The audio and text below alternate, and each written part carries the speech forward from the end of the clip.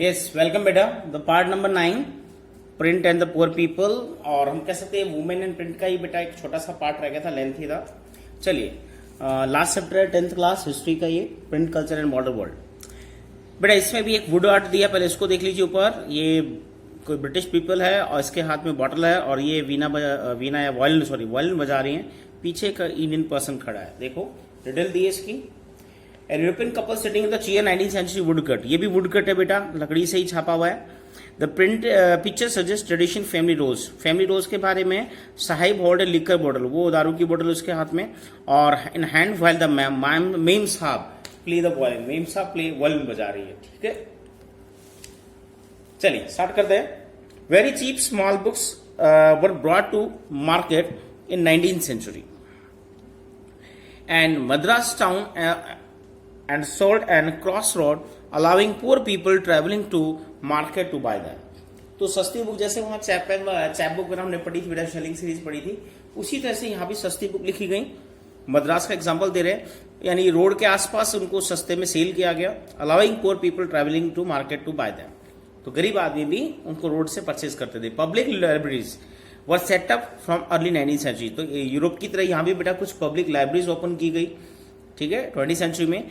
Expanding the access of book, जिससे लोग access कर पाए बुक्स को, गरीब आदमी भी।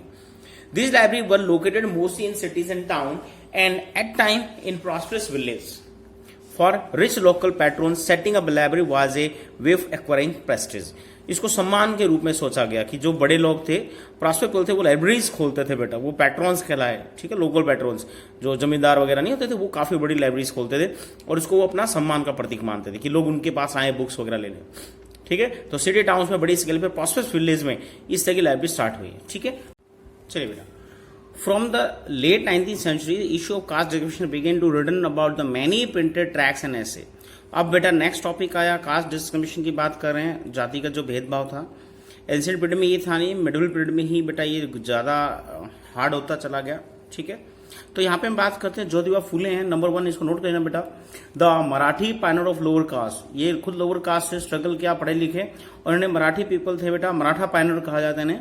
इन्होंने प्रोटेस्ट स्टार्ट किया बेटा लो कास्ट के जो डिस्क्रिमिनेशन उसके अगेंस्ट, और मूवमेंट रेज किया and wrote about the injustice of caste system. इसके इनजस्टिस के बारे में लिखा अपनी बुक गुलामगिरी 1871। नोट करना, ज्योतिबा फुले गुलामगिरी 1871। इनको क्या कहा जाता है? Maratha pioneer of low caste, please note करना ऐसे, ठीक है। In 20th century B.R. Ambedkar in Maharashtra, E.V. Ramaswamy Naicker in Madras, better known as Periyar. इसको पेरियार भी बोलते हैं साउथ का, और ये थोड़े ज्यादा कंट्रोवर्सी में रहे हैं बेटा। इन्होंने राम वगैरह कईयों पे बहुत गलत चीजें लिखी, ठीक है, यानी अपर कास्ट का विरोध करते करते इन्होंने रिलीजन का विरोध किया, ठीक है। Wrote powerfully on the caste and the writing were read by people all over India.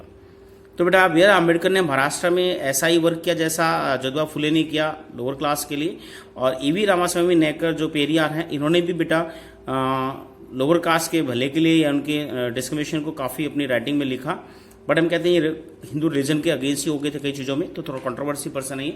आगे चलते हैं। Local protest movement and sections also created lot of popular journal and tracts criticising ancient scripts and envisioning a new and just future.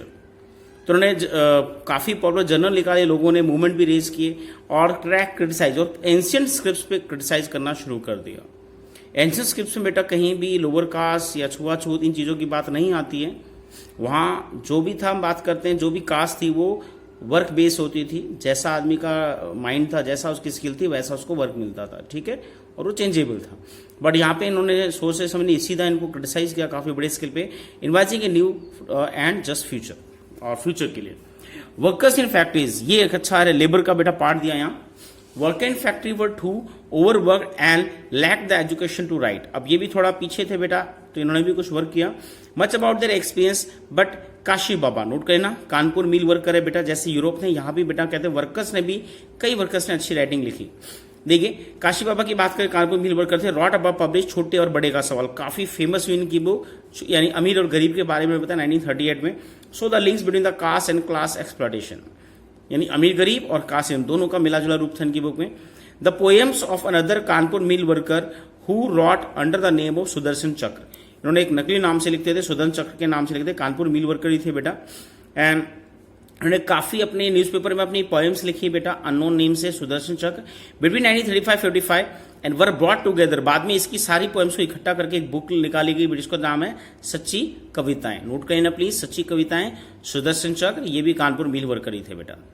By 1930s, Bangalore cotton mill workers setup libraries and educate themselves. अब बेंगलोर की बात करें 1930 में, उन्होंने बेटा खुद की अपनी लाइब्रेरी सेटअप की, वर्कर्स ने अपने आप को एजुकेट किया, following the example of Bombay workers. Bombay workers का ही फॉलो करके, बॉम्बे में पहले हो चुका था ये। These were sponsored by social reformers who try to restrict excessive drinking among them. अब ये रिफॉर्मर्स ने ऐसा किया, लाइब्रेरी लिखी, सेटअप की बेटा, पढ़ाई लिखाई स्टार्ट की उनके लिए, ताकि वो पढ़ेंगे तो शायद इन जो बुरी आदतें हैं, जो ड्रिंकिंग वगैरह है, इनसे दूर हो जाएंगे। To bring literacy and sometime to propagate them message of nationalism. और इन बुरी आदतों से दूर ले जाके उनको नेसिज्म की ओतप्रोत किया बेटा, ठीक है। ड्रिंकिंग जो थी ना, अल्कोहल, ये सबसे बड़ी समस्या थी बेटा वर्कर्स की। तो पढ़ाई लिखाई से इससे दूर हुए और वो नेसिज्म से उनको जोड़ पाए। चलिए लास्ट टॉपिक आता है बेटा आपका प्रिंट एंड सेंसरशिप। काफी इंपोर्टेंट है, इसमें एक क्वेश्चन कई बार रखा मिलेगा आपको, अगर ये चैप्टर अगर हम बात करते हैं किसी असाइनमेंट में आता है। Before 1798 the colonial state under the East India Company was not too concern with censorship. तो 1798 तक बेटा ज्यादा सीरियस नहीं थी इन बुक्स के बारे में, जो और आपकी जो बुक्स लिखी गई थी डिफरेंट लैंग्वेजेस में, ठीक है। और हम कह सकते हैं वर्नाकुलर लैंग्वेज के लिए कभी भी कंसर्न नहीं थे, चिंता नहीं थी ने। Strangely, early measures to control printed matter was directly against Englishmen in India who were critically of company misrule and hated the action of particular company officer. तो शुरुआत हुई बेटा, कुछ राइटर्स ने कंपनी को क्रिटिसाइज करना शुरू कर दिया, मिसरूल के बारे में और कंपनी ऑफिसर के बारे में लिखना शुरू किया। The company was worried that such criticism might be used by critics in England and to attack its trade monopoly in India. अब इससे पहले बेटा कि ईस्ट इंडिया कंपनी का रूल था और ये कोई गवर्नमेंट कंपनी थी, प्राइवेट एंटरप्राइज थी। अब इनको बड़ा डर था कि हमारे क्रिटिक्स, हमारी न्यूज अगर इंग्लैंड गई तो हमारी जो मोनोपोली इंडिया में खत्म हो जाएगी, हमारे अलावा शायद बहुत सी कंपनीज इंडिया में आ पाएंगी। So by 1820s, the Calcutta Supreme Court passed and certain regulation to control press freedom and company began encouraging publication of newspaper that would celebrate British rule. अब बात करते बेटा, देखो कंपनी को काफी डर था कि इंग्लैंड में कहीं हमारे अगेंस्ट जो हमारा मोनोपोली है ट्रेड में, अकेले हम रूल कर रहे हैं यहाँ इस कंपनी इंडिया में आके, तो हमारे अगेंस्ट कोई क्रिटिसाइज ना करे और कहीं ना कहीं और कंपनी इंडिया में ना आ जाए इंग्लैंड से, ठीक है। और इसी डर के पीछे बेटा 1820 की बात करें, कलकत्ता सुप्रीम कोर्ट, नोट करना इसे, 1820 कलकत्ता सुप्रीम कोर्ट पास है रेगुलेशन, कंट्रोल प्रेस को कंट्रोल करने के लिए रेगुलेशन पास किया बेटा, जिसमें इन्होंने जो ब्रिटिश को सेलिब्रेट यानी कि बड़ाई करते थे उनको कहीं फेवर किया और बाकियों को कंट्रोल करना शुरू किया। 1835 face with urgent petition by editor of English and vernacular newspaper governor general Bentinck. अब देखिए बेटा, ब्रिटिश और इंडियन सभी जो आपके जितने भी न्यूज़पेपर जनरल थे, इन सब ने बेटा एक पेटिशंस लगाई इन्हीं कोर्ट में, वर्नाकुलर न्यूज़पेपर भी थे इसमें। तो गवर्नर जनरल बेंटिंग ने फिर एग्री किया बेटा कि हम इन प्रेस लॉज को रिवाइज करेंगे, जो 1820 में कलकत्ता सुप्रीम कोर्ट ने लागू किए थे। इसके बाद कहते Thomas McClay, A liberal colonial officer, formulated new rules that restore the early freedom. इसके बाद जो थॉमस मैकले आए बेटा, इन्होंने दोबारा से रिफॉर्म किए और इनको कहीं ना कहीं फिर लिबर्टी दे दी आफ्टर रिवोल्ट 1847। और यहां पर हम बात करते बेटा, काफी बड़ा बदलाव आया क्योंकि कंपनी का जो मोनोपोली था बिल्कुल खत्म होगी, बड़ी रिवोल्ट हुई 1847। The attitude of freedom of the press change. अब यहाँ जो प्रेस था उनका एटीट्यूड काफी चेंज हो गया फ्रीडम के regarding. And this Englishman demands A clamp down on the native press. और इंग्लिश जो पीपल थे उनकी डिमांड थी कि इनको रोकना पड़ेगा नेटिव प्रेस को, अदरवाइज ऐसे रिवोल्ट इस तरह के ज्यादा होते रहेंगे, लोगों को ये मोटिवेट करेंगे नेशनलिस्ट मूवमेंट के लिए। As vernacular newspaper become absolutely nationalist. सबसे ज्यादा नेशनलिस्ट बेटा वर्नाकुलर लोकल लैंग्वेज थी, जिससे आम आदमी भड़क रहा था ब्रिटिश के against. The colonial government begin debating measures of the string control. तो ये कड़े कानून चाहते थे इनको कंट्रोल करने के लिए। तो 1871 में बेटा वर्नाकुलर प्रेस एक्ट आया, इसको नोट कर लो अच्छे से, 3 मार्क्स क्वेश्चन भी आता है ये। 1878 the vernacular press act pass, model on Irish press act. तो आयरलैंड पे हम बात करते हैं, नॉर्थन आयरलैंड बेटा याद होगा, इंग्लैंड ने उसका भी काफी बड़ा एरिया कैप्चर किया, वहां पे लोगों को कंट्रोल करने के लिए वहां भी प्रेस लॉज लागू किए थे। उन्हीं प्रेस लॉज की जस्ट मॉडल इंडिया में लागू किया, इसका नाम हो गया वर्नाकुलर प्रेस एक्ट, क्योंकि हम लोकल लैंग्वेजेस को कंट्रोल करना था।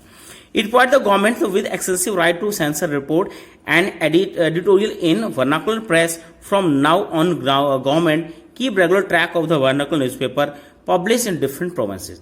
अब ये गवर्नमेंट के पास काफी पावर आ गई बेटा, राइट। पहला था अब ये सेंसर कर सकते थे, हर एक न्यूज को चेक जरूर करेंगे, राइट। एडिटोरियल्स को पहले चेक कराऊंगा तब वो प्रिंट करेंगे, ठीक है। दूसरा, कीप रेगुलर ट्रैक, और रेगुलर ट्रैक कर सकते थे इन्हें, ठीक है। When a report was just as seditious, यानी अगर लगता है वो देश के अगेंस्ट या ब्रिटिश के अगेंस्ट है, षड्यंत्र है, सेडियस चार्ज है उस पर, तो न्यूज़पेपर वाज वार्न, उसको एक बार वार्निंग दी जाती थी। And if the warning was ignore, bar bar ignore करे, बार बार वो एंटी ब्रिटिश अगर लिखना शुरू करते हैं, the press was liable to seize, इसके बाद वो उसको सीज कर जाता, ताला लगा जाता, बंद कर जाता था। And the printing machinery confidence, इसकी मशीन्स उठा ली जाती थी, ठीक है। Despite the repressive measures nationalist newspaper grew in number. अब देखिए बड़ा अनोखा पॉइंट है यहाँ कि इतने हार्ड रूल बनने के बाद नेशनल न्यूज़पेपर बढ़ गई, घटी नहीं। एक बंद होती लोग 4 खोल देते थे, ठीक है। दे reported on colonial मिसरूल and encourage nationalist activity, तो उन्होंने कॉलोनियल रूल के मिसरूल के बारे में लिखा, नेशनलिस्ट एक्टिविटी के बारे में लिखा। यानी एक तो नेशनलिस्ट आंदोलन को बढ़ाते गए, देशवादी जो देश प्रेम को बढ़ाते गए, नेशनलिस्ट लोगों को सपोर्ट करते रहे ब्रिटिश के अगेंस्ट लड़ने के लिए, और कॉलोनियल मिसरूल को बड़ा क्रिटिसाइज करते रहे। Attempts to throttle nationalist criticism provoked militant protest, और इवन मिलिटेंट प्रोटेस्ट का इन्होंने सपोर्ट किया कि हमें इनके अगेंस्ट हथियार उठाने होंगे। This in turn led to a renewed cycle of repression and protest.